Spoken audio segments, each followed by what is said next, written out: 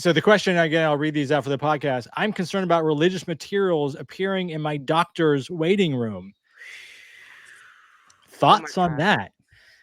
Oh my God. So, guys, so like by trade, I'm a social worker, right?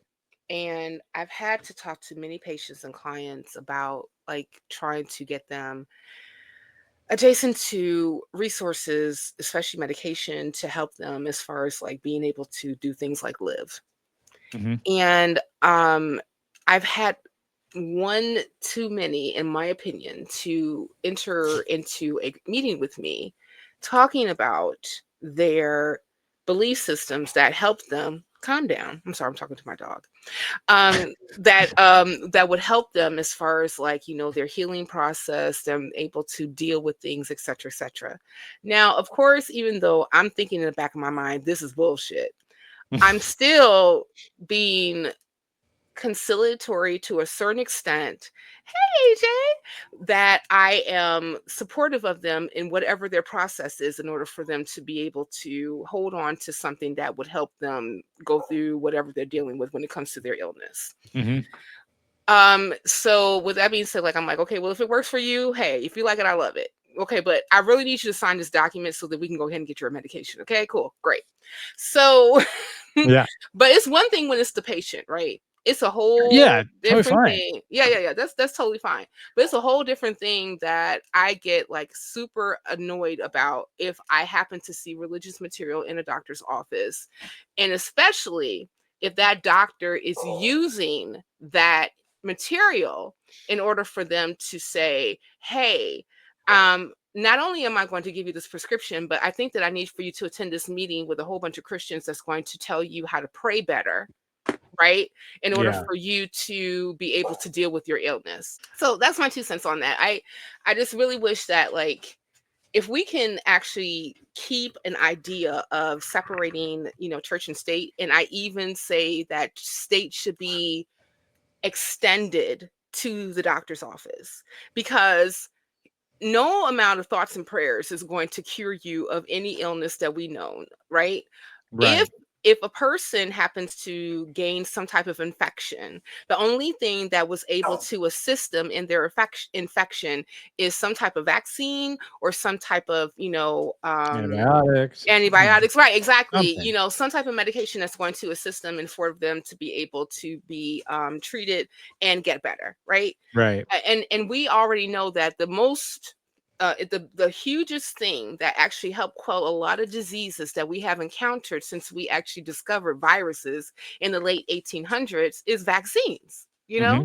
so and so like this is something that has been discovered through work and data gathered through the scientific method, Yeah. not because somebody decided to take a shroom and have like a psychedelic, a trip, and then all of a sudden seeing the hand of God to tell them to how to do A, B, and C. It does not work that way. Right. So it You annoys know, me.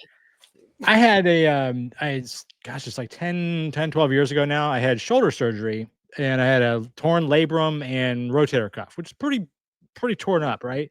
So I had to go to physical therapy twice a week for like 4 or 5 months. It was, a fair amount. And I remember a guy went into the there for his physical therapist, good guy, funny guy, he was actually a really funny guy, real nice guy. But I was looking around the office in his little area of the therapy room, which was like 4 or 5 therapists all working on people. It was that kind of place. And I could see just religious stuff everywhere. I'm like, okay, but I'm here for just physical therapy. I'm not, here for life-saving surgery. But I knew it was coming. I just knew it was going to happen at some point. That question. So he's telling me this is our first meeting. He's telling me all the things. This is what we're going to do, and it's going to be like twice a week, and we'll do massage, and then I'll stretch, and then we'll massage, and all these things. Great. Then, Mike, I'm a Christian, and would you have any problem with me praying? And I'm at that moment, I'm like, whew, I had never quite been asked that in that type of setting. And I was like, okay, I don't mind that he's a Christian by any means. Again, as I think we've said to all of you, everyone I know, for the most part, everyone I've ever loved is a Christian. So this isn't unusual to me. And you just told me all the things he was going to do from a physical, medical point of view. That's what I was here for. But he wanted to pray. I'm like, okay, but you're going to pray for me. I don't have to pray back whatever that would mean. Like, okay. But here's the interesting thing. So I said, yeah, that's fine. I didn't actually say what I was at the time because I just wasn't, it was a little caught off guard. But twice a week, I would go through this therapy. And most of the time, just a normal conversation. And again, he was a real funny guy. He would always have like Sharknado 17 on the TVs playing because he was that kind of guy, just a funny kind of guy. But eventually we got around to him asking me, what church do I go to? And this is in the South where, if anybody's ever lived in the South, what church do you go to? It's about the third question they ask you, right? If you're married, you have kids, what church? He asked me, so I'm like, all right, well, here we go. He's got my arm twisted in an uncomfortable position, but I'm about to tell him I'm an atheist and could rip it off. But he turns out he's not only a Christian, he's a young earth apologist, Christian apologist. I was like, oh shit, this is going to be interesting.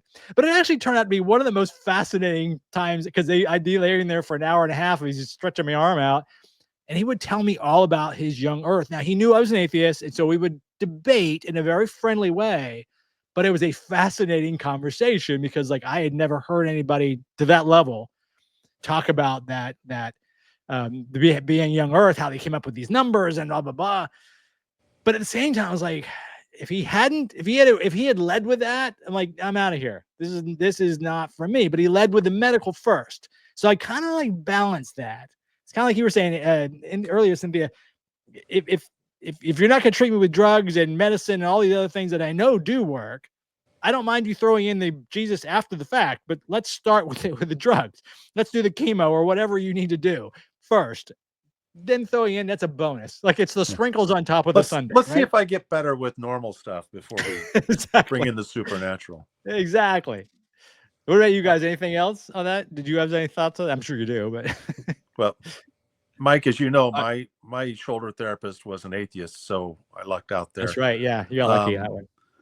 But the other thing that you could do, it occurred to me, is go into the waiting room with all this material and bring your red pen and start correcting it all. So the next person sees it, you're raising questions. You're asking the questions for them. Right. Just start writing atheistville.com. That's our website. Write that next to it. I wouldn't be concerned. I'd almost be excited. I've had a situation where someone started to proselytize to me and suggested that prayer would be a nice additional bonus to the medical care that I was getting. And I said, oh, okay. And then I contacted I just very quickly, after I left that office, I contacted the what do you call it? The patient advocate. I'm like, so it's time for a new doctor. And they're like, well, why? And the person I was speaking to was religious and put up a defense for it. And I'm just like, okay, so who's your supervisor? I didn't ask them. God. I just wasn't feeling very confrontational at the moment. And I just searched out who was who. And you know who I finally went to? No. I went to the chaplain, and the chaplain got it done for me.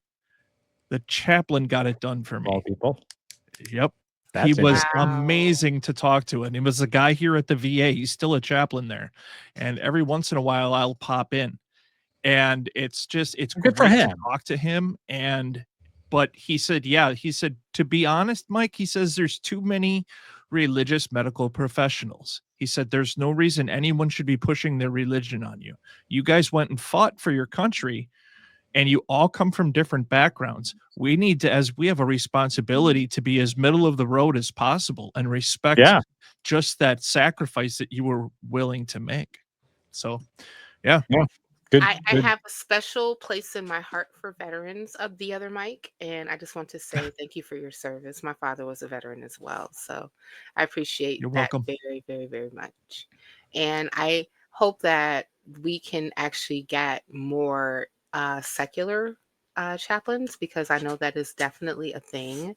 The president of our organization for Black non-believers is also a celebrant. A secular celebrant. Oh, wow. So, and I'm hoping that we can actually open up the door to have more secular celebrants and chaplains in order for them to guide people a little bit more with a humanist way instead of like the religious way. That would be fantastic. Yeah, it would.